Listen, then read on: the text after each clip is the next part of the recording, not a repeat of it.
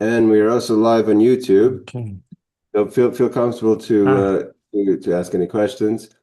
All right, everyone. So today it's a big week. It's Parshat Vayishlach, one of my favorite parshas.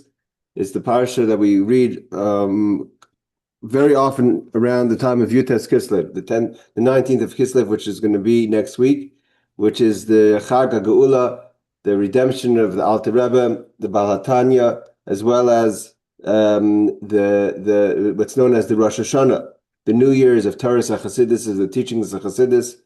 And also today itself is an auspicious day, meaning today, as in Wednesday, Thursday, Wednesday night, Thursday. That today is Yudalit Kislev. So tonight already in Seattle, it's already 7 o'clock. It's already past the Ma'ariv time, so it's already Yudal, the 14th of Kislev, that we know is the anniversary of the Rebbe.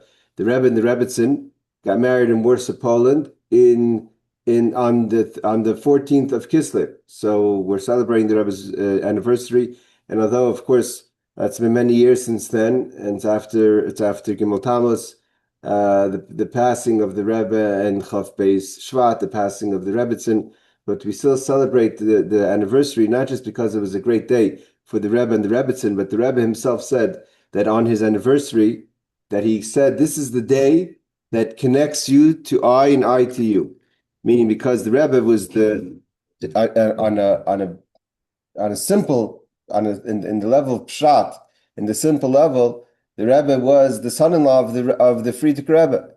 So when the Rebbe became the son-in-law of the Frierdiker Rebbe, though they were mishpacha, of course, they were family, the Rebbe was a Schneerson and a direct descendant of the Tzemach Tzedek, the third Rebbe of Chabad, and the Frierdiker Rebbe was himself a great grandson of the Tzemach Tzedek, right? The Tzemach Tzedek's son was the Rebbe Marash, the fourth Rebbe Chabad, and his son was the Rebbe Rashab. So that was the grandson of Tzemach Tzedek, Rebbe Shalom Dovber. The fifth Rebbe Chabad and the sixth Rebbe Chabad was the previous Lubavitcher Rebbe, and he was the father-in-law of our Rebbe. And the Rebbe's father also was a descendant of the Tzemach Tzedek from an elder son. It means a brother of the Rebbe Marash. The Rebbe Marash was the youngest of the children of the Tzemach Tzedek, and he had he had 7 sons, and the eldest son was the Rebbe's father, Baruch Shalom. And so, although the Rebbe was mishpacha and Beis Harav, but the Rebbe api pshat means we're not going to go into the yisoid and the remez and the depth of Yudal Kislev, because it's much deeper than just the technical wedding of the Rebbe. But this is what the Rebbe says tachlis. The Rebbe said this is the day that connects you to I and I to you. So it's a day of iskashrus. So Yudat Kislev is a big day. It's a day that we become connected to the Rebbe, and that's something that we build on every single day, and we draw energy from the 14th of Kislev. So the 14th of Kislev as a chassid is one of the most important days of the calendar, because it's a day of Iskashrus. And the Rebbe himself said this is a day of Iskashrus. Iskashrus means from the word kesher, to tie together. So we're tied together with the Rebbe on the 14th of Kislev. We know that the Rebbe's wedding was celebrated in a very aloof way. The previous Rebbe was walking around as the super host, encouraging everyone that came as guests and giving l'chaim and welcoming everyone, and the whole schedule of the wedding was a celebration on the highest level of simcha. There was a famous story from those who described, who were at the wedding of the Rebbe, how there was what's called a Rebbe dance. A Rebbe dance means a Rebbe's dance.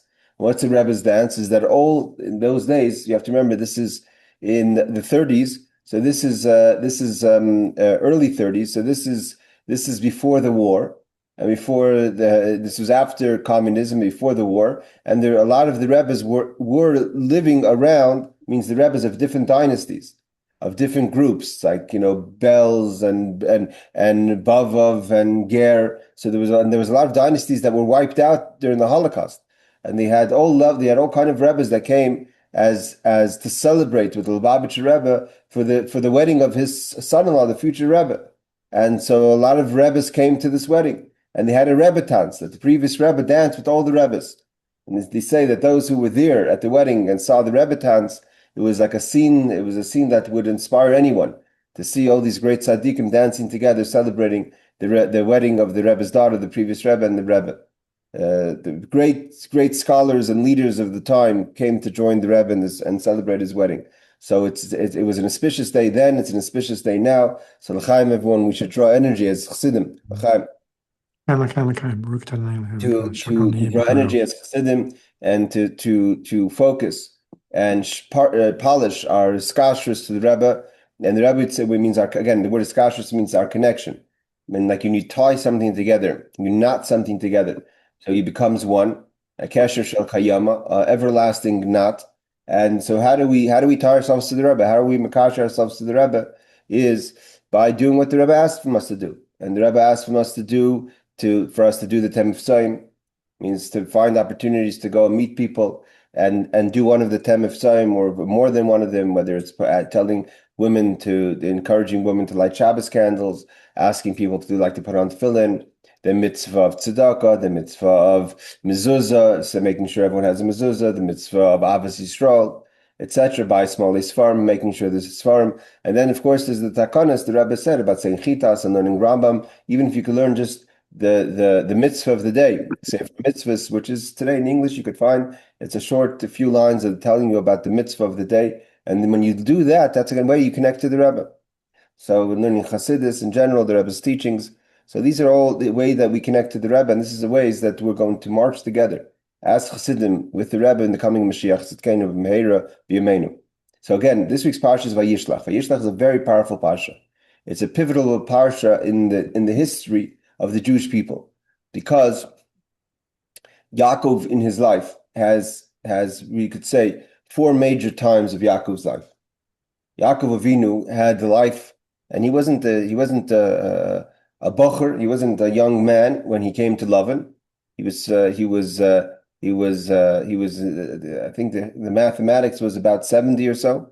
So he wasn't such a young man when he came to Lavan, his uncle. So his first life was he lived as a bachelor, so to say, in the security and comfort of his father's home. Until he was 13 or 15, he lived with his grandfather, Avram Avinu.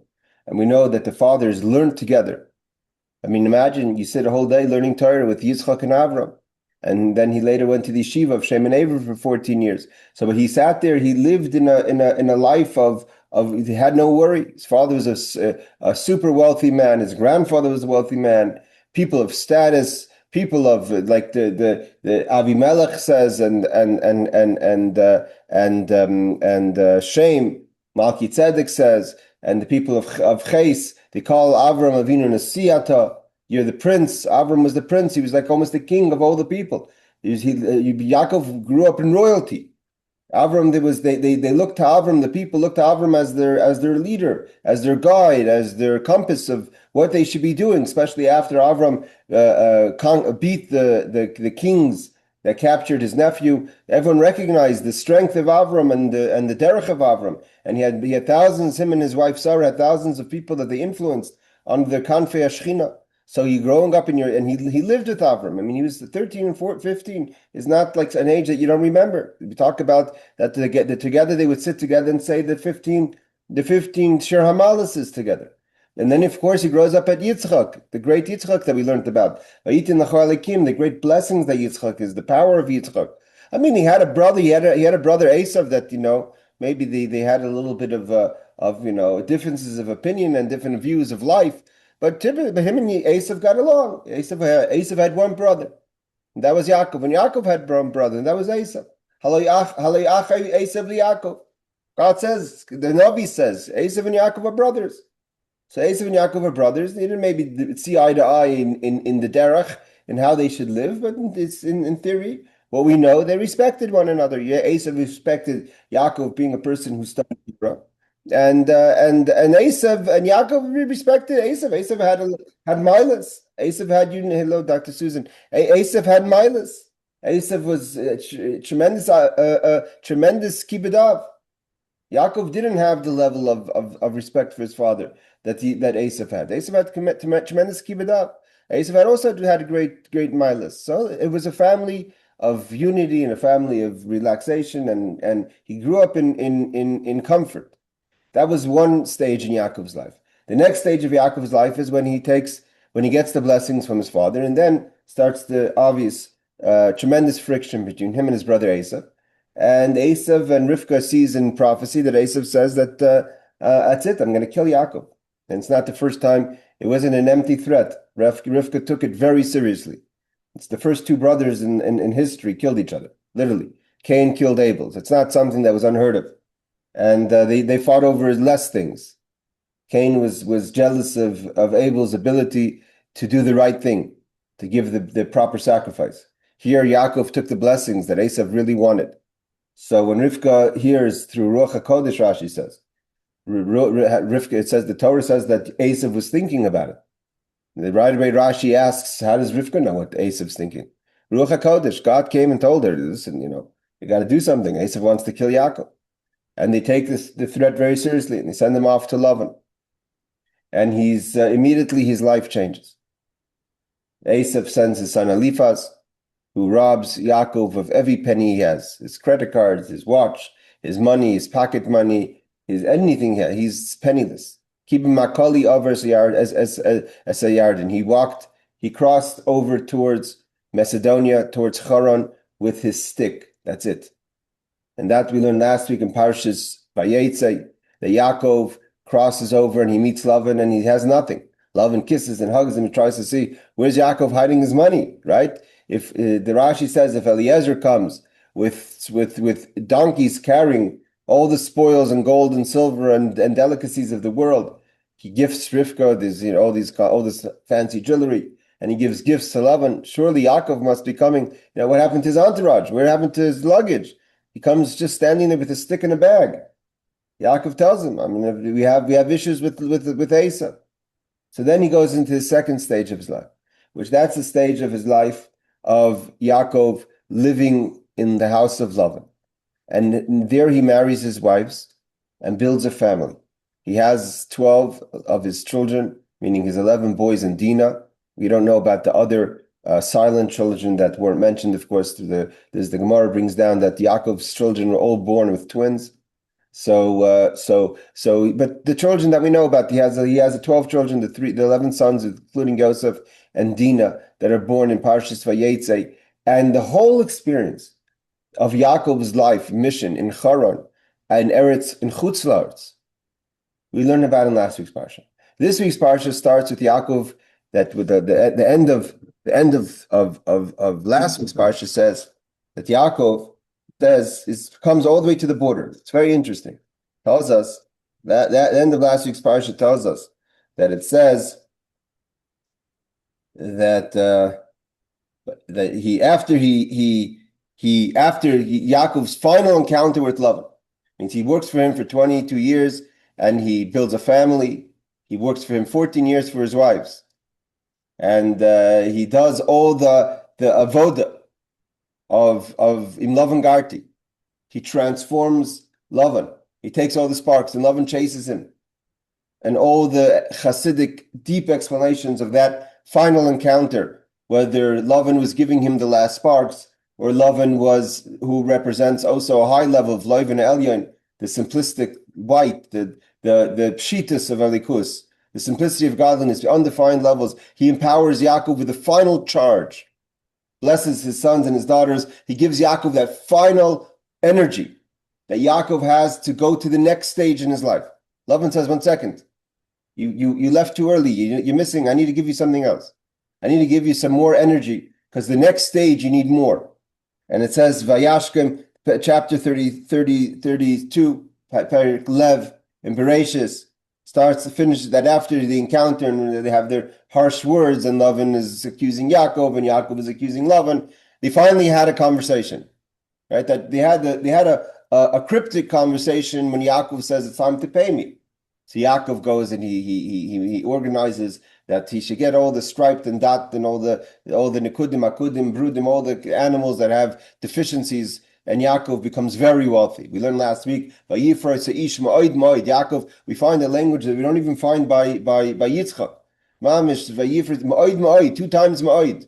We know that ma'oid, in the Shema, we say, V'chol levavcha, v'chol nafshecha, v'chol ma'oidecha, with all your might. Ma'oid is the highest level. And Yaakov's 2 times ma'oid.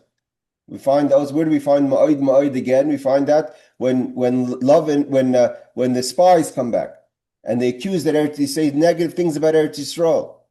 You say it's a land of Eretz Acheles Yishreha. It's very similar, right? Yaakov is coming back to Eretz Yisrael. The Jews were coming back to Eretz Yisrael after being slaves, just like Yaakov was living as in Golus, in exile. By Lavan, the Jewish people were exiled in Egypt. And the Jewish people are about to go into the land. They send spies, and the spies come back and say, "No, we can't go to Eretz Yisrael. It's a land that consumes its Eretz Acheles Yishreha. It eats its inhabitants. It swallows its inhabitants." And what does Kalev say? No, Toiva Aretz Ma'od Ma'od. The land is very, very good. So we know that the Chassidus explains that when Kalev said Toiva Aretz Ma'od Ma'od, that corresponds to the Ma'od Ma'od of Yitzchak, of Yaakov's wealth, that they connect, that extra Ma'od, the extra might, that extra power that the Jewish people needed to go into Eretz Yisrael, what you could accomplish in Eretz Yisrael. And Yaakov also got it, so he could go back to Eretz Yisrael. He's ready to go back. So, but then Lavan chases him. And then they finally have the words that they should have had a long time before. Yaakov tells Lavan, you cheated me, and you never treated me right. And Lavan says, you ran away from me. They finally spoke it out. They had that argument that every father-in-law and son-in-law maybe has to have some time in the relationship. So Yaakov and Lavan also had that conversation, where they said what they felt. And afterwards, they kind of like, when you have a conversation, everyone realizes, okay, now what? Let's eat. They make a suda, they make a meal, and they say, you don't bother me and I don't bother you, and let's move on. And Yaakov commits to be a good husband, and Lavan says, take care of my grandchildren, and then they make peace, now they got it off their shoulders. Now, but then it says, Vayashkem Lavan Baboker. Lavan wakes up in the morning, starts chapter 32, Perek Lev. And he kisses his banav u'bnei Isav. He kisses his sons and his daughters, and Chassidus explains, the Mittel Rebbe that we bragged about last week, tells us that he empowered the people that have to be a mashpia. There's two kind of types of people in general in life. There's the person who's a mashpia, a person who's a giver. Their job is to bring the flow down. And there's other people, their job is to be a makabel, a receiver. That's why Hashem created that there's a Osher and a Ani, right? That there's like Yitzias Shabbos. Some people have to be the givers, some have to be the receivers. And of course, we spoke about the Rabbi Marash who says, why do I have to be the receiver? But that's the way Hashem created the world, Mashpia Makabel. So Lavan comes down and says, but both of them are avoida. Everything's in avodas Hashem, not just the Mashpia. The person has to be also a good Makabel, a good person that knows how to receive. So the Lavan benches, he kisses, he empowers. Through the power of kiss, he gives energy to the mashpia, to the sons who have to be giving, to the daughters who have to be receiving. He goes back to where Lavan comes from. And then it says, V'Yaakov halach l'darka. Now Yaakov is empowered with this extra charge that he gets from Lavan, and now starts a second stage the third stage in Yaakov's life. The stage after he leaves Lavan. And it says, the final verse of last week's parsha is, Vayomer Yaakov kasher so it's called the plural, the camp. And why? Because it says before that he meets the angels of Eretz Yisrael. At the meeting point, last week's parsha, we learned that the same angels Yaakov starts off the parsha, the angels leave him from Eretz Yisrael, and he has the angels of Chutz La'aretz. They meet again. And now the angels of Chutz La'aretz, of outside of Eretz Yisrael, meet the angels of Eretz Yisrael, and now Yaakov goes to his third stage in his life, going back to Eretz Yisrael, going back to his father, and dealing with Esav. His next big challenge is to deal with Esav, and that's where we open up this week's parsha. Before we talk about the third stage, the fourth stage of Yaakov's life, actually there's 5 stages. And the fourth stage in Yaakov's life is the saga of Yosef, which if you divide it into 2, is Yaakov living the years that Yosef was taken from him when his brothers in next week's parsha sell him to Egypt. And of course, the final stage, Yaakov lives his final years in Egypt. So Yaakov had stages in his life. There were different, like Rabbi Steinsaltz in Israel used to say that today a person has to have at least 3 careers in their life. So Yaakov had many careers. He had a career as a son. He had a career as a worker for his father-in-law. He had a career in his own enterprise. He had a career that he dealt with his issues of his children fighting. And then he had the final peaceful years of his life in Egypt where Yosef took care of him. So in this week's parsha, we open up Yaakov now is in the new stage. He's empowered by Lavan. And what does he do? He has to face Esau. Now in Chassidus it explains that this interaction between Yaakov and Esau is really, this starts the avoda of what we're doing in this world. The idea is to get ready for Mashiach. And Yaakov, it says, the Chassidus, the Rebbe says many times, Yaakov was ready for Mashiach when he left Lavan. And the Alter Rebbe brings down in the Torah that he wanted to see if Esav was ready as well. And he sends the angels. He sends malachim. And Rashi says he doesn't send. It's not hypothetical. Rashi says malachim mamish. He actually sends angels to check out what's happening with Esav, and they come back and say, "Sorry, he's not ready for Mashiach because he has 400 men that he's coming here to destroy you. He wants to fight the Jewish people." That's the battle of the Jewish people for history of Esav, and he comes with his 400 men. And Yaakov realizes that Esav is not ready for Mashiach. He thought Yaakov's message to Esav was, in Lavan Garti, I did my job. I went to Haran. I went away from our father, and I went to live with our uncle Lavan, who cheated me, my wives. He cheated me in business. I had to go and deal all the things I had to deal with in Lavan in Lavan Garti, and not just in Lavan Garti, but that from Lavan he was able to come the man he had to come. It means if you wanted to say, of all the experiences of Yaakov, which was the experience that Yaakov became Yaakov, was by Lavan. It means, where did Yaakov become that independent person? The person that found his direction, saw his mission, was able to reinvent himself as the strong Yaakov that we know to become Yisrael, is in by Lavan, where he started with nothing. And he built a family and built a success and built his avoda. He became Lavan Garti. He took pride that he was able to keep the Torah mitzvahs even by Lavan. And now in this next interaction that he has with Esav, he has to now take what he's all the spoils that he's gathered, spiritual spoils that he's gathered, to now conquer, to go change the world. So he starts right away with the problem that faces him immediately, which is Esav. And he figured that if Esav was just ready for Mashiach, then the two of them together, the world there'd be no more obstacles. If Esav had spent the time that Yaakov spent, finding his qualities. Esav also had qualities. It says Esav had energies that were much greater than Yaakov. He had lights, the lights of Tohu. He had the lights of chaos, but they were powerful lights. Had he found a way to tap into his own holy energy, the energy of the energy of yes, he had a big Yetzer Hara, and yes, he didn't have the discipline to sit in yeshiva. Yaakov was, the Torah never said Esav was a yeshiva boy. It says Yaakov was Ish Oyel, he sat in the yeshiva. But Yosef was Ish Asada. He was a wild boy. The Torah, he was never sat in yeshiva. It didn't last 5 minutes in yeshiva. He was thrown out by every school he went to. He was trouble. He gave a headache to his mother. His mother was like, oh, Yosef, what did he do now? He killed Nimrod. He did this, he did that. He was a wild Cheverman. But he had tremendous koiches. He had tremendous energy. And Yaakov says, what were you doing for the past 22 years? Why weren't you working to find, everyone has qualities. Not everyone's built the same. Yaakov has his way of doing things, and Esav has his way of doing things. Esav had an ability to also find that energy and to use it directed into ways of positive, to build a positive outcome. But when the angels say no, he's the same Esav, the same person who killed Nimrod, the same person, he's the same Esav, he hasn't changed yet. And Yaakov actually, the Alter Rebbe says that Yaakov was actually hoping that Esav together, that Esav would empower Yaakov. The Esav has such power that he would give Yaakov koiches. And Mamish together, if they teamed up together, imagine, it's a power that no one could. You have the power of the yeshiva boy.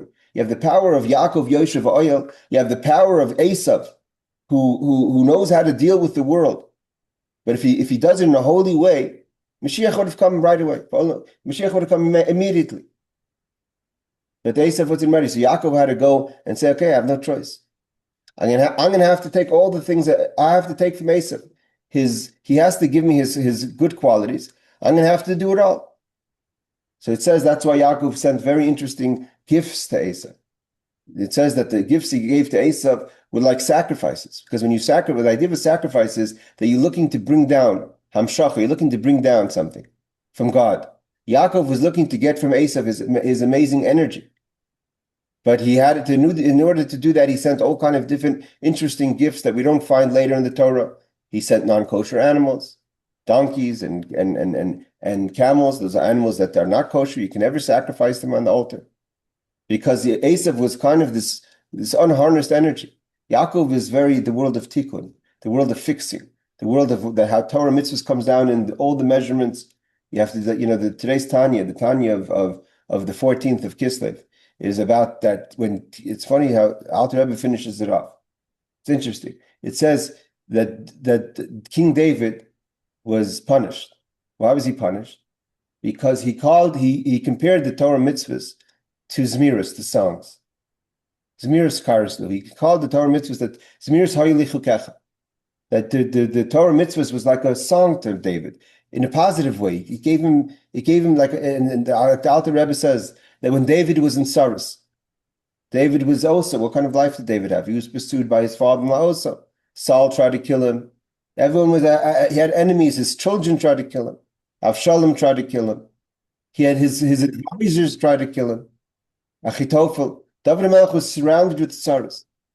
And the Alter Rebbe says at the end of today's Tanya, Reb Shimon, that the Alter Rebbe says at the end of today's Tanya, that be'ez tzarasav, in the tzaras of David, where did he find comfort? He found comfort. Imagine when you're full of tzaras, your life is pressure from all sides. Where did David HaMelech find comfort? Be'ez tzarasav, in the times of his tsar, of his pain, was the Zmiros. Was that he remembered how special Torah was. And what does it mean that Zmiros? What does it mean that Torah is like songs? That the perfection of Torah. How everything, just like a perfect song, every note has to be played exact. If you mess up, if a person has a good ear, I don't know about you, but I'm a person, I wouldn't notice. There was my father once brought a Reb Shimon and maybe Dr. Henkin remember years and years ago, my father brought down to Seattle for a performance, a person who was a pianist who was playing the piano many, many years ago. I must 40 years ago at least. And he performed in downtown in the place that my father used to do every year, like a concert or an event. And I remember afterwards, there was one person there, and Zelig Mandel, I think his name was, and he says, I heard he messed up on one note. So he was able to hear that one note, the pianist messed up on one note. What do I know? I wouldn't know if anyone messed up on 100 notes. But David HaMelech also, he looks to God and he says the Torah mitzvahs are like a perfect song. Every note matches. It makes a perfect song. Every mitzvah is so perfect. All the measurements, that when you do a sukkah, it has to be 3 walls, and it has to be, a lulav has to be that tall, and the tzitzis has to be this. David looked at the Torah mitzvahs and saw the perfection of every single detail. That one small detail can make a korban kosher or make the korban unkosher. You do something, one thing wrong, and the whole song is not there. And God says, Zmiris karis lehu. David HaMelech, imagine, he finds comfort that in his tzaras, to find that where does he get comfort from? Not from a warm bed, or not from David HaMelech didn't sleep, we know. He slept 2 or 3 hours a night. Not from a warm bed, and not from a good meal, or l'chaim. The Alter Rebbe says, Be'ez tzarasav, he took comfort in knowing the perfect Torah mitzvahs. And Hashem said still that Torah is greater than the details. But the idea of the details, that's the world of Yaakov, tikkun. That everything that the Torah mitzvahs is that through doing a mitzvah exactly as Hashem says, that's how you bring the light down. But there is an energy beyond that, the energy of Esav. Esav is not that kind of energy. He's chaotic. It's big lights. It doesn't have these small vessels. And imagine Esav would have taken that energy with Yaakov, and they would have walked hand to hand when they met. And they said, we're bringing Mashiach. No more. We're done. Ad Masa. It's time for Mashiach to come. Our father Yitzchak. That's it. We would have had Mashiach a long time ago. Then what happens after they meet? Yaakov tells Esav, we will meet again. We will meet again in the days of Mashiach, when I'm going to now have to spend, now it turns out to be 3,000 plus years, that Yaakov and his descendants have to go out there with borrowing the energy of Esav, which is the idea of to get out of our space. Of course, Torah mitzvahs has to be exact, but we have to bring the ma'od. If we want to bring Mashiach, we can't do it just with Yaakov energy. Like the Rebbe would say, it has to be oros de toyu b'kelim de tikkun. We have to take the tremendous lights of Esav and fit them into the vessels of tikkun of Yaakov. And means you're running, you have an energy. You're so charged, like the Rebbe says, that the energy of Yaakov was when you have the Pada B'Shalom Nafshi. And the Alter Rebbe sang the song of Pada B'Shalom, and the Mittler Rebbe sang the song of Pada B'Shalom, which is chapter 55 of Tehillim, which is the day where David says, my redemption was done B'Shalom in a peaceful way. That the idea is that we bring down into the world Shalom, peace, in a way that there's a Padiyah, not just peace that is just that people don't fight, but the Padiyah means that the world changes. The world will be redeemed. The Satan, the powers of evil that took a grasp on the world by the eating of the tree of knowledge and the other sins throughout history, that no longer, the Bala Mavis and Netzach, the world is no longer going to be a world of impurity. The world, the clutches of Tumah are no longer going to hold on to Hashem's creation. Everyone is going to be marching together to the tune of a single God. And that's going to happen. That's what Yaakov says to Esav. Esav, I see you're not ready, and maybe you're not able. But we will meet again. We're going to meet again because the world is going to be a changed world. Give me a little time. What does Yaakov tell Esav? Esav says, come with me. Yaakov says, give me some time. The kids are weak, the sheep are weak. I have still some work to do. I'll do that. Yaakov's a good brother. I'll take care of things. Esav doesn't get it. He still fights, and his descendants still fight, and we're fighting the guy. But the world doesn't know. It says in the Medrash says, if the world knew what the Beis Hamikdash was doing for the world, not only would the goyim not have destroyed the Beis Hamikdash, they would have surrounded the Beis Hamikdash with armies to protect it. They just don't know. They don't know. They think that they think this, they think that, this narrative, that narrative. If they just knew that how much the Beis Hamikdash did for them, they would not only wouldn't they destroy the Beis Hamikdash, they would guard the Beis Hamikdash. So that's what this is this week's Parsha. We have other stories in the Parsha. We have the story of Tina, and we have the story of the death of Yitzchak and Yaakov and Esav bury him. But this week's Parsha is the story of the Va'alam Ha'ishim B'Har Tzion, that we're getting ready for the Pada B'Shalom Nafshi. That the Alter Rebbe's Yutas Kislev said, that's it, Chevra, we're going to make this happen. That was started with Yaakov Avinu in the encounter with Esav, and in getting ready, the Pachim Katan and the final little vessels. We're almost there. And we're going to do it in a way, like the Rebbe says, it's going to be Pada B'Shalom in a way of peace, that there's going to be a redemption, that we're going to get rid of all with the energy of Esav, with the Oris to tell you, the lights of Toh in the vessels of Tikkun, in the capacity of Yaakov, in his organization, in his knowing how to use the energies of Esav better than Esav knows how to use them. We're going to bring them Mashiach Tzidkenu. We're going to march together. Like I said, today is Yud Al Kislev, the holiday, the Rebbe's anniversary. That the Rebbe says it's a day of Iskashrus. And the Rebbe's mission, if anyone wanted to say what's the Rebbe's mission was, that we have to bring Mashiach. So, l'chaim everyone, this week's Parsha, we should be Zoicha, Mamish, the Pada B'Shalom Nafshi, and we should be able to sing together and dance together here in Yerushalayim Yer Kodesh. The Ani Ve'eftach Bach, the song of Yutas Kislev, the song of Pada B'Shalom Nafshi, with Mashiach Tzidkenu, l'chaim, l'chaim. Matthew said he's not here today, he's working, but I'm assuming there's going to be services in the University District Minyan. Anyone know? Yes. Is there a Kiddush this week? Of course. Of course, so there's a Kiddush. Please come and join. And if there's a Fabrengen for Yitas Kislev, I'm sure it's going to go out on the shul, on the community chat. Laila Tov, everyone. Good Shabbos. Take care. Laila Tov, Mendy. Shabbat Shalom.